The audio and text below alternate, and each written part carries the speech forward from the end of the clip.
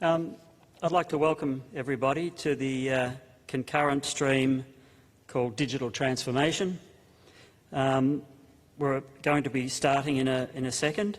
You're in the orange room. The topic for discussion today is called A Journey Towards Digital Learning Environment, the PolyU Digital Learning Environment. And we have three speakers. Firstly, we have Jarrett Bowman, who's the Director of IT at Hong Kong Polytechnic, and Jarrett will also finish off the session. We have David Chiu, who's Associate Director ITS for User Services, and we have Ricky Cheong, who's the Associate Director IT. So we'll try to keep some time at the end for a few questions, so if you've got any questions, we also have microphones where you can ask the questions. So please put your hands together for Jarrett. Good morning, everybody. I have the delight to describe to you what it's like to pursue a digital learning environment in a vertical city. Hong Kong is an amazing place to work and live, and it's got some extraordinary challenges, and I'm just going to cover the business reasons for an investment direction. So the history of PolyU is right back from 1937, it was a trade school, all the way through to now a university through the Polytechnic path, and it's kept the Polytechnic relationship going with industry. It's celebrating its 80th anniversary this year, and there's a couple of photos on there that gives you a feel for what the university looks like. I particularly want to draw your attention to the first one, because it's not because of that funny building in the middle, but do you see that block building on the right behind it? And there's a little office on the left-hand side that sort of faces the beautiful. I just wanted to show you because that's where I work, and I think that's really important for you to know, right?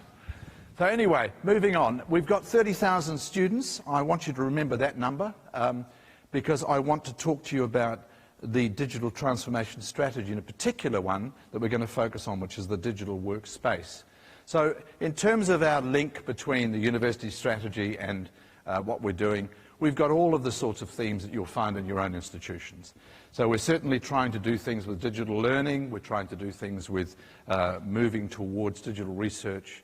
We've got some interesting challenges around segregated knowledge silos and how to bring those together, and the optimization that we're looking for in terms of application development.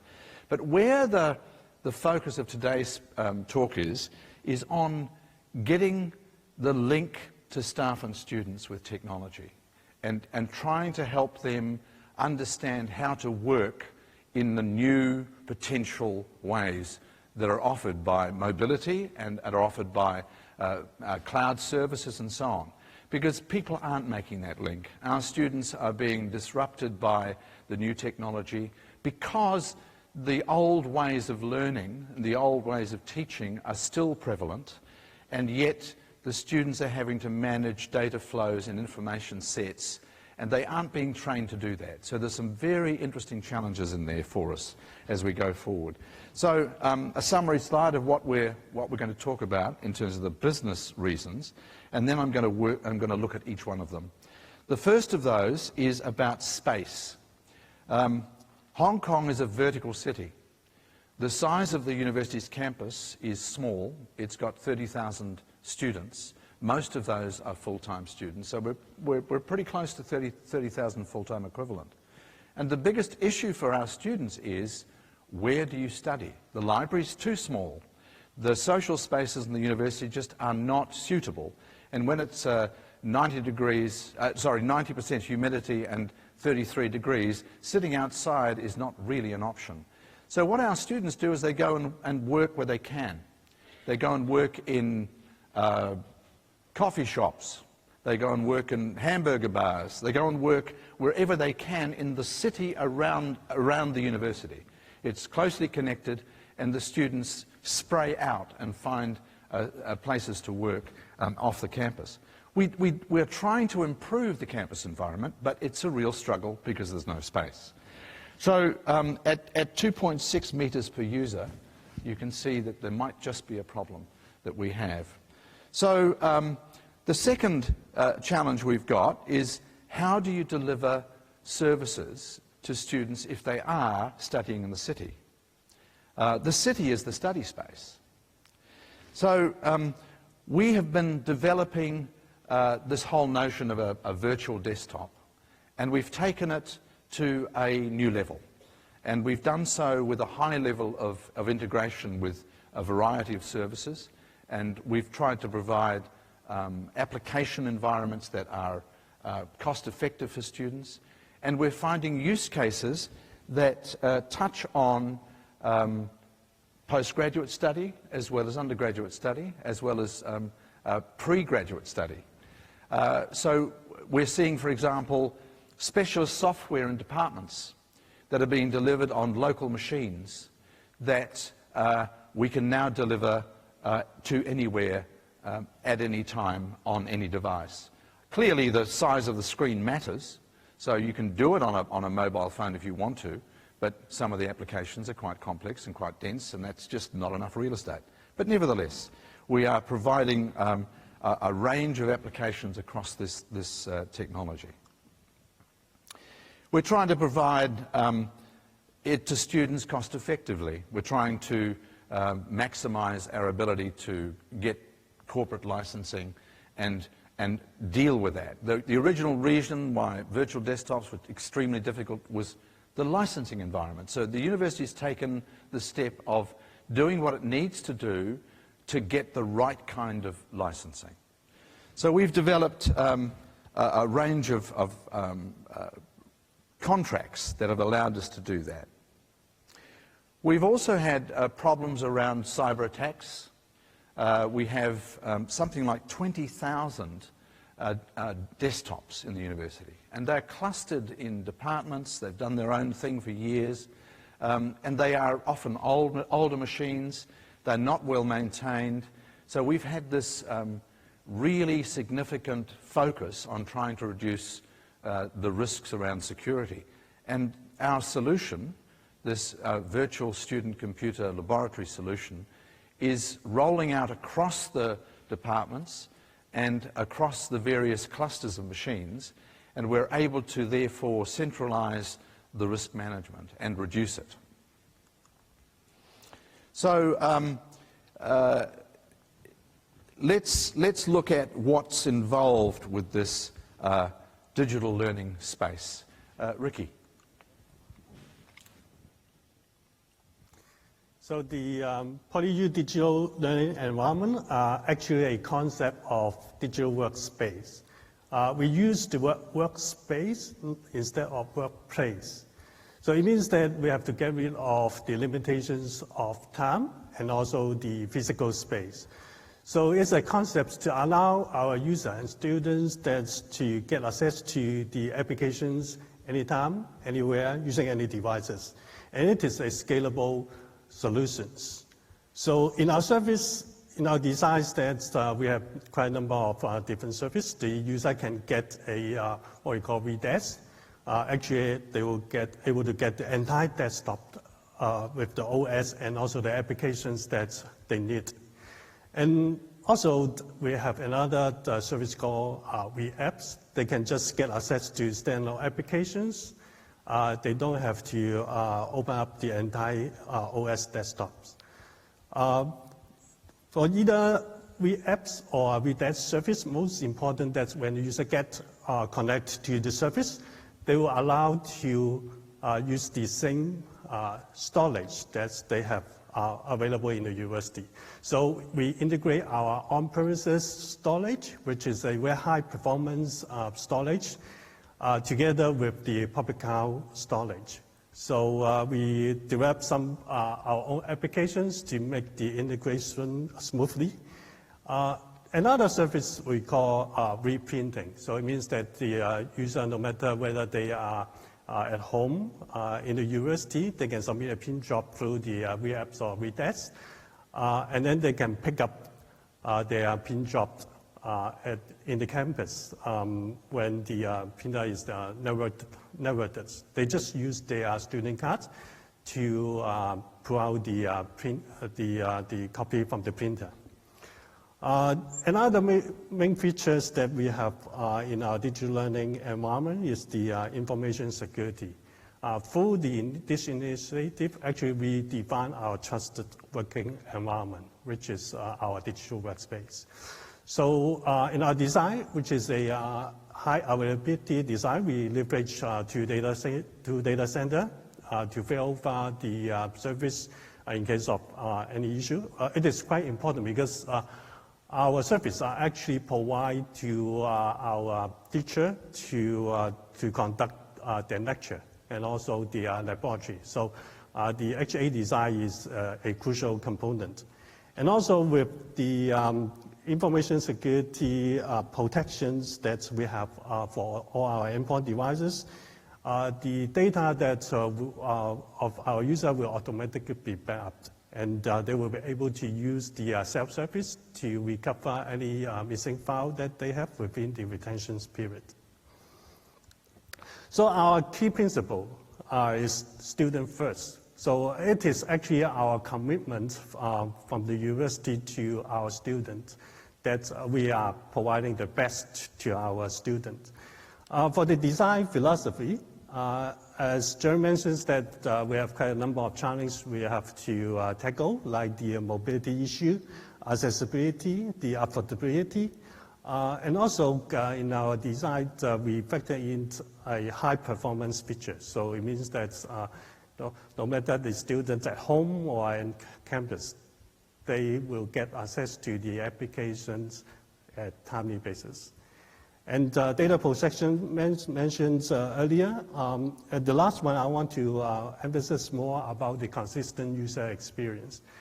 I mean, it is the key focus that in our solutions designs. We have been working with our consultants to leverage what we call a user experience virtualization technology. So we allow the user to store personal profile per applications.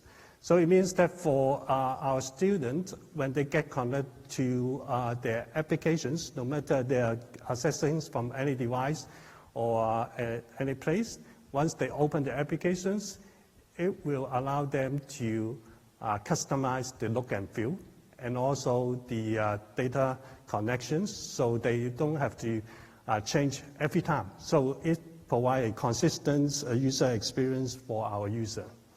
So here is our journey for our digital workspace. We start with an ideation phase. At this, I remember 2-3 years ago, we start the concept of developing the digital workspace coming from a question from our senior management. They asked us to think about what you can do, assuming there is no budget limitations. I mean, it is a big challenge for us, and be careful to answer this question when the senior manager asks you to make a proposal without any budget limits, because there will be high expectation on you. And also, we all knew that in reality, there will be budget limits. So we have to think big, but not necessarily to do small. We have to do it in a realistic way and fit for the purpose. We have to create values to our university. So during this phase, we interview some users to see actually what they need. We form a small group and then move to the POC stage, proof of concept stage. During the proof of concept, we build a very small cluster to build use case together with our user. And at this stage, we actually ask our staff to produce a video to illustrate and demonstrate different use cases. So we use the video to do the promotions with our faculty member and admin staff to get more information from them to prove that is it what they are looking for before we build a pilot production cluster. And during the pilot phase, we engage around 200 users. They work daily on the pilot platform to provide us the feedback before we start the detailed design. During the detailed design, we engage consultants to help us to working on the details. And during this day, actually, we visit quite a number of universities in Australia and New Zealand to learn from their experience. So we factor in their suggestions in our design, and we start the massive deployment in last September. So now we are at the continuous service improvement stage. So for the scale of deployment, we are actually the first global deployment for Windows 10 in the virtual environment, which is a result of the partnership with Microsoft. The scale for deployment, we cover all our students and staff, and which is a high-performance design, leveraging the latest technology on storage and also the server. One of the key points I want to highlight is the Wi-Fi coverage. We actually implement a full Wi-Fi coverage in our campus. We upgrade all our 2000 access point devices to the latest versions. And not only that, we also partner with the Hong Kong local telecom operator to provide a citywide Wi-Fi connections. So it means that our students, no matter they are at restaurant, cafe, shopping mall, they will able to get access to the Wi-Fi using the PolyU account for free. Not only that, we also leverage the Edge Room to provide international Wi-Fi coverage. We also have a bunch of applications in our library to support different needs for the student. So we have prepared a 2-minute video, a promotion video that we used in the university to explain how it works for our virtual student computing center.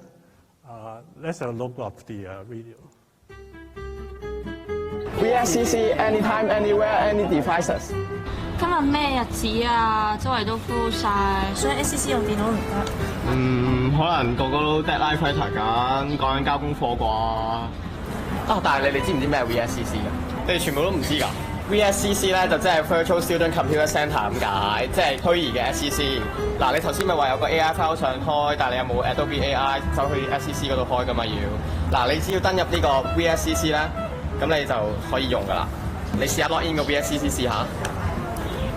呢度咧一個 software application 嚟㗎嘛，就係叫 VApp 啦，即係 Virtual Application 咁解。但係咪先？係咪淨加 PolyU 範圍先用到㗎？梗係唔係啦！只要你有 network login 到 VSCC 嘅話，咁 anytime, anywhere, any devices 都可以用到啦。VSCC allows you to remotely access desktop OS and a list of commonly used software applications. The benefit is the ability to run these programs anytime, anywhere, using any devices. Good afternoon, Professor. Good afternoon, Leo. I sent you the report of our project yesterday. Did you receive the email? Are you available to give me some comments now? Yes, I got it. Look, I'm in Beijing at the moment, but the network connection's fine, but I can hear your voice clearly. Okay, let me check the documents first, Leo. Well, that's looking good. I think you're on the right track. Let you and I get together when I get back to Hong Kong next week. Oh, thank you. I will send you the report next week. Goodbye, Professor. See ya. When you're traveling abroad, you can still meet with your colleagues or students using the video conferencing tool Skype for business. You can also access the VSCC and PolyU home drive with our strong and stable virtual desktop infrastructure. Stay connected to PolyU and enjoy all the IT services. Okay, so maybe now David can help to share about our challenge and lessons learned from this initiative. So for digital transformation, usually we have to tackle a number of challenges and address a number of issues. In the whole process, there are a few issues that we'd like to mention here. First is about the information security and data privacy issue. The second, the issue of academic freedom. The third, the software licensing control. The fourth, the user experience design. The fifth, the user expectation management. And the sixth issue, a new operating model. And in Hong Kong, besides information security problem that we all encounter anywhere in the world, there is also strict data privacy ordinance in Hong Kong. Even the parents of a student cannot access the data of a student without the consent of the student. So, in designing our service, we have to ensure that the access control can let the user have the confidence that without their consent, no other people can access any data stored within their own personal image. That is one issue we have to tackle. And as Ricky has already mentioned, in our virtual environment, all the data are stored at the back end with automatic backup every day. And we have a 7-day data recovery policy. That means in case there is any problem with the data, for example, due to ransomware, they can recover any data that was created within 7 days in the past. So that is the security issue that we try to address within the virtual environment. The second is about academic freedom. In anywhere in the world, in any university, the academic staff will emphasize on academic freedom. Even you design any services which you believe is benefit to their teaching and learning or research. Without their support, you can't promote the service on a campus-wide scale. So, in designing our VSCC environment, we have a lot of consultation with our academic community. Firstly, we invite many colleagues from different departments to be the pilot user of the environment, and then we conduct a series of focus group meetings to get inputs from different departments, how we can refine the environment so that it is suitable for use by different departments. Because different departments have different user requirements. They're using different software, they're using it in different way of teaching. So we have standard image as the core, and also we use virtualized software for different special software like AutoCAD, MATLAB, SPSS, etc., etc. So besides the standard core images, different departments can access through the environment to different special software, which is useful for teaching and learning as well as research for the department. So we respect the academic freedom by the consultation process and also customize the environment so that it can fit the use of different departments. Another important issue is about the software licensing, because for some of the software, like Microsoft Office, we have the campus license that we can use it for unlimited machines, for unlimited virtual image. But there are also software that we only have limited number of licenses, like AutoCAD, like SPSS, etc. So according to the copyright audience, we have to control the number of users using that particular software. So at the back end, we have to work out some mechanism to control the total number of concurrent users using a particular software. And also, sometimes during a lesson, we have to reserve a particular number of licenses for the whole class of students in a lesson. So that's a mechanism we have to build within the environment to fit the learning activities, as well as for individual users to access a particular software. Another one is about the user experience. For our students, they buy their own notebook or mobile device.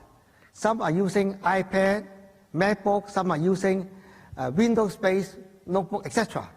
We have to make sure that whatever endpoint device they are using, they can access the same user experience at the back end.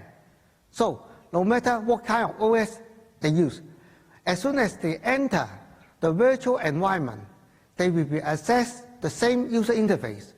and they can access any kind of software that is useful for their learning. So that is the important C of user experience. And when they enter any computer lab in the campus, they can also access the same user environment, access their own personal profile, and use any software they need. And we fully understand that for any IT services, continuous improvement is important. So in the process, we continue to consult different user departments so that we can continuously improve the virtual environment so that more and more people will get the benefit of using this service. And in the past, there are distributed computer labs around our campus. There are computer labs managed centrally by us. There are also departmental computer labs managed by different departments. And between the user department and the central computer lab, in the past, there might be limited collaboration.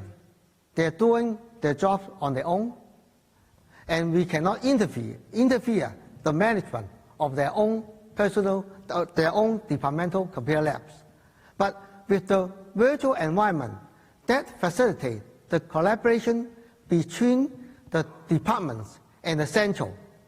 We have to work together to design the virtual environment for individual departments so that the eventual image can fit the needs of a particular department.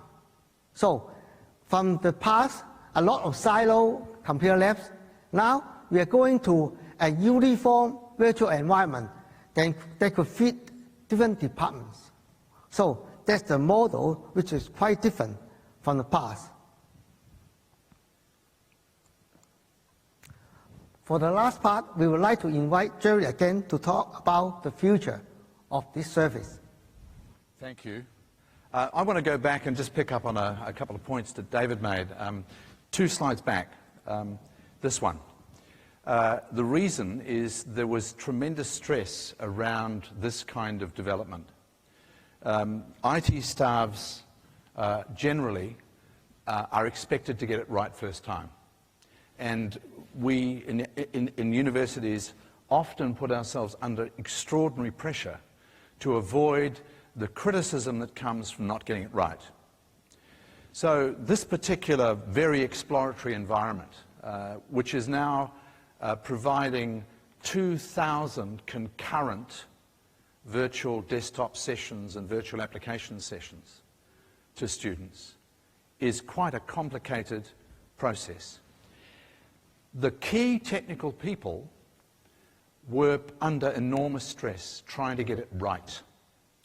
One of them, the lead architect in terms of the operating environment, the hypervisor environment, told Ricky that he was going to get another job. He was going to leave. So I met Eddie at the coffee area in the building, and I said, "What's going on, Eddie?" He said, "Oh, I think I need a change," and this kind of conversation was happening. I said, "Are you feeling stressed?" He's almost going like this, right? And I said, "Why are you feeling stressed?" He said, "Because there are things that won't work. There are things that are going to break." I said, "Do you really think we're going to be able to deliver a perfect product? Because if we're not, what we should do is go to our audience, our users, and say to them, hey, we're conducting an experiment. It is going to break. If you tell us what's wrong with it, we'll put your name into a lottery. And every time you find something wrong, we'll put your name into the lottery again." So we built up this draw. And we actually, I don't know what the prizes were anymore, but it was something like an iPhone 7 or an iPhone 6 or whatever it was. We gave them significant prizes based on a draw. And this applied to staff and students because it was an experimental environment. The pressure vanished. The fear that the product would not work vanished. And yes, there were problems, but they actually got managed. So this user expectation management idea is something which you see in global cloud services all the time. But putting that into the university environment and saying to the university as a whole, you know what, we're having some fun here, this could break, it could go wrong, but if you're prepared to try it, we'll reward you for every piece of advice you give us. So I wanted to share that with you because I think that's a very powerful experience that we had. Okay, let me touch on the last few points. We are extending this from students to staff. We're extending it into the administrative applications environment, so all of the admin staff can actually work from home. If you have a pandemic such as SARS impacting your city, this is a way in which you can have your staff stay at home and continue to work, your students stay at home and continue to work. The other really important point about this solution is we are on the western side of the Great Firewall of China, but our students are not. They are on the other side of it. And for example, if you try to get hold of YouTube in the mainland, you can't. So if you've incorporated YouTube into your teaching materials and you've got students that are on the other side of the Great Firewall, bad luck, won't work. But now it does. Now we've got a virtual desktop that means everything is happening in Hong Kong. It's not happening in the mainland. So those constraints on learning that affect so many aspects, assessment, delivery of materials, all of those problems have been addressed by this solution. So we're pretty proud of ourselves, and I'm particularly proud of these guys and the teams that they've been leading to make this happen. So thank you very much. Thank you very much to Jarrett, Ricky and David for a really enlightening session. Unfortunately, we've run out of time, so if you do have questions for them, please ask them during the break. You should be able to track them down. I'm about to give Jarrett the last of the giveaways to our speakers, which is dark chocolate and hokey pokey, some handmade chocolate. Yeah. So there we are. I'm sure I need that. So please put your hands together for our speakers. Thank you very much.